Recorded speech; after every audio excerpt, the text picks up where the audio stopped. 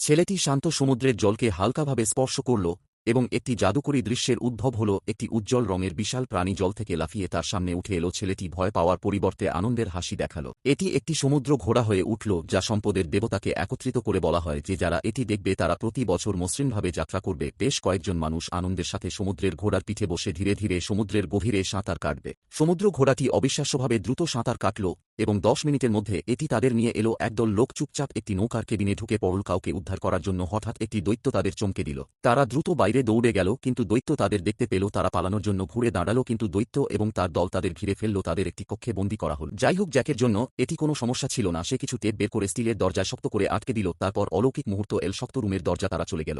শত্রু যখন তাদের দেখতে পেল তখন জ্যাক তার সঙ্গীদের নিয়ে সমুদ্রে পালিয়ে গিয়েছিল। তবে তারা যাত্রা শুরু করার কিছুক্ষণ পরেই অসংখ্য হাঙর এবং ঝিনুক ভূপৃষ্ঠে উপস্থিত হয়। তারা প্রতিক্রিয়া জানাতে পারার আগেই তাদের সামনে একটি বিশাল ঘূর্ণিঝড় উপস্থিত হয়। তাৎক্ষণিকভাবে সমুদ্রের সমস্ত জল ঘূর্ণিতে মিশে যেতে শুরু করে, যার ফলে 10,000 মিটার গভীর একটি অতল গহ্বর তৈরি হয়। তাদের ছোট নৌকা নিয়ন্ত্রণ হারিয়ে ফেলে এবং ঘূর্ণিতে ডুবে যায়।